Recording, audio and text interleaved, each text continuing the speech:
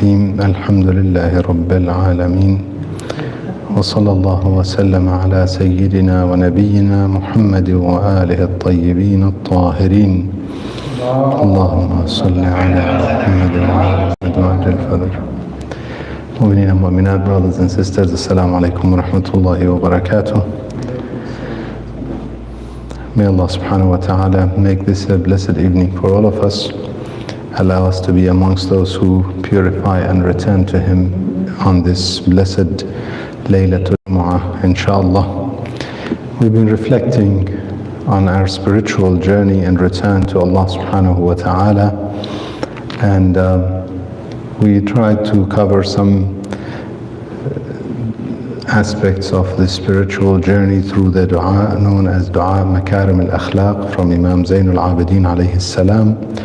Beautiful dua, many beautiful lessons in this dua with regards to an ethical and moral conduct, which essentially is the journey of purification.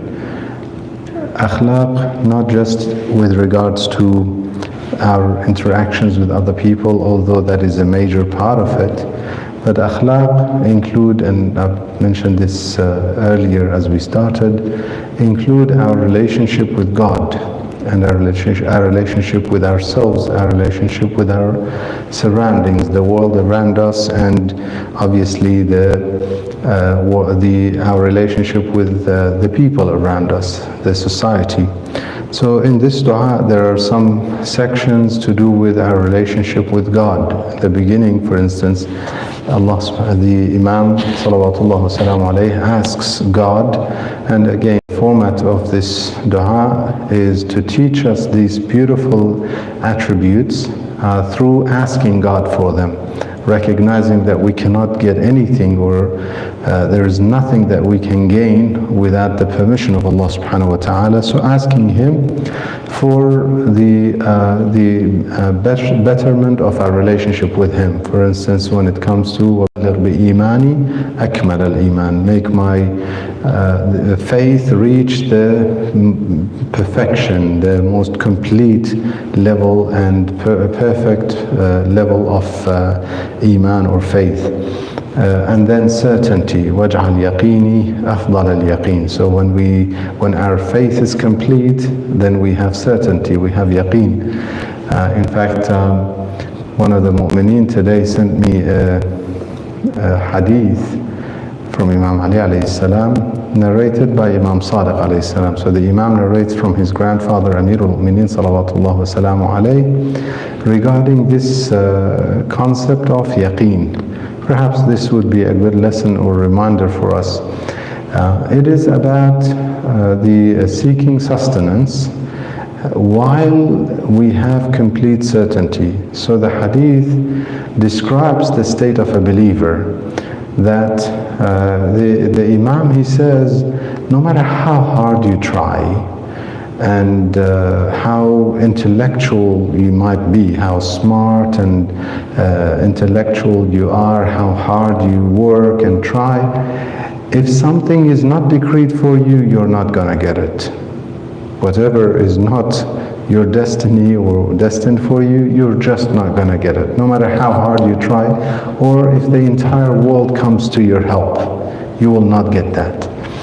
And then the Imam says, and those who are in a weaker position, even if they don't have much intellect or much resources, they are not going to miss out on what is destined for them. What is destined for them, they will get it. So obviously it's not suggesting that we don't make an effort, but it's reminding us, you make the effort, you do your part, but don't worry.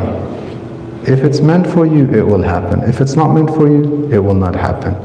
If it's meant to happen, it will happen. You do your part, you take care of your responsibility. However, be certain, this is yaqeen. وَاجْعَلْ يَقِينِي أَفْضَلَ الْيَقِينِ. So there are levels of certainty. One of the levels of certainty is where we get to a point in our life where we know for sure that it's all in the hands of God. Therefore, we don't worry. Imam says one who reaches that level will be at peace, complete peace, no matter what comes their way. They know it is from God, it is decreed by God. I've done my part, I've fulfilled my duty, I made my effort.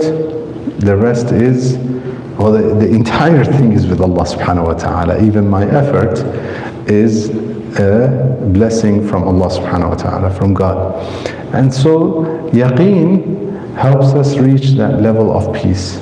وَاجْعَلْ يَقِينِي أَفْضَلَ الْيَقِينِ. And then the Imam continues through that to the intention. So what should the intention be in life?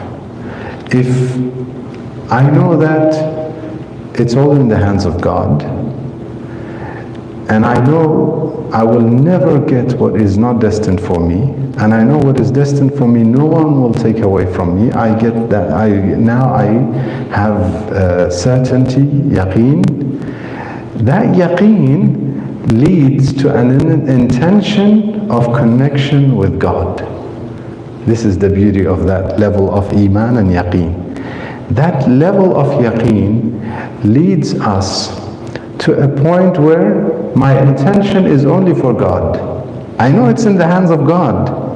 I should not at that level, I should not be concerned with pleasing X, Y, or Z, whoever they may be.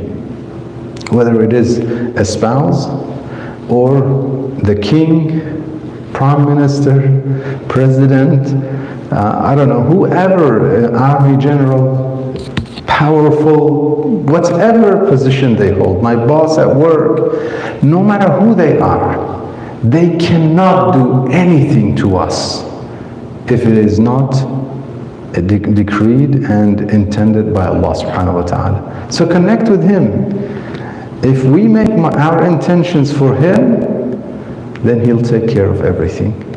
And that reminds me of the hadith from Fatima Zahra salamullah alayha. Inshallah, next week we'll be commemorating the martyrdom of Fatima Zahra salamullah alayha. In that hadith, she says, if you make your intention sincere for the sake of God, and therefore you offer the most sincere actions for the sake of God, God will take care of your affairs in the best possible way. He will take care of your affairs, and not just take care of them, in the best possible way. The best for us will definitely happen. We just need to make sure our intention is purely for the sake of Allah subhanahu wa ta'ala. We ask Allah subhanahu wa ta'ala to grant us a complete faith and grant us certainty and pure intentions. We ask Him to make us amongst those who listen to what's said and follow what's best. Walhamdulillahi Rabbil Alameen. Wa sallallahu wa sallam ala sayyidina wa nabiyyina Muhammad wa alihi at-tayyibin at-tahirin. Allahumma salli ala